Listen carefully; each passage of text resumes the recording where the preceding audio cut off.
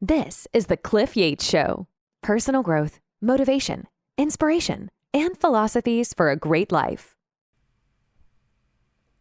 Hey everybody, this is the Cliff Yates Show, and it's a special Thanksgiving episode. So I'm wishing you and yours a happy Thanksgiving this year from everybody here at the team for the Cliff Yates Show. And Thanksgiving is a special holiday that we celebrate here in the U.S. and Canada, coming together as families to give thanks and blessings for all of our good fortune here. And we celebrate by coming together with a meal. And I remember a little bit in high school learning how the first Thanksgiving was with the Pilgrims and the Indians. And I thought, I'm going to look a little bit into the history of that. So I actually looked into it and learned that the first Thanksgiving, or I'm remembering that it was in 1621, but there's a little history before that. There was an Indian by the name of Squanto. And in 1614, he was actually captured, taken to Europe as a slave, really. And when he was in Europe, he was mentored by a man. And John Slaney was a merchant, and he mentored Squanto. And he took Squanto under his wing as his benefactor. And Slaney, he recognized that Squanto had great potential, and he ensured that he received an education.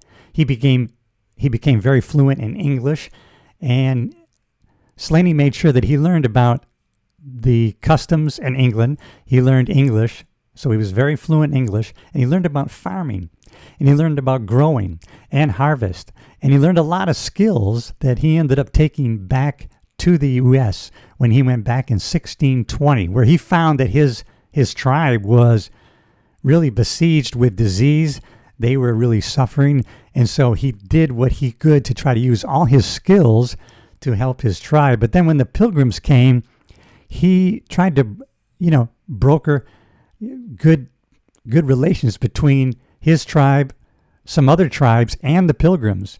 And in fact, the Pilgrims were having such trouble that Squanto was able, with his skills and speaking fluent English and all that he had learned about farming and harvesting and growing corn, he taught the Pilgrims these skills.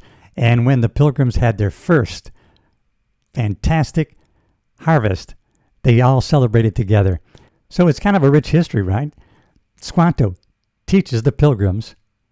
When they arrived in Plymouth, Massachusetts in 1620, they're faced with all these numerous challenges, including unfamiliar soil, harsh weather conditions, and Squanto's expertise in farming proved crucial in helping the Pilgrims adapt to their new environment. And he taught them all things farming, essential skills, cultivating corn, fertilizing the soil with fish. They knew nothing about that. So he had a big impact on the Pilgrims being successful when they came to America to colonize. So it was the Indian Squanto teaching the Pilgrims that they were able to have a successful harvest, and they celebrated together, which was the first Thanksgiving. But it didn't become a national holiday until many years later. So when you fast forward to the 19th century, when Sarah Josepha Hale, a prominent writer and editor, campaigned for a National Day of Thanks. Hale believed that a National Day of Gratitude would help unify the country during a time of division.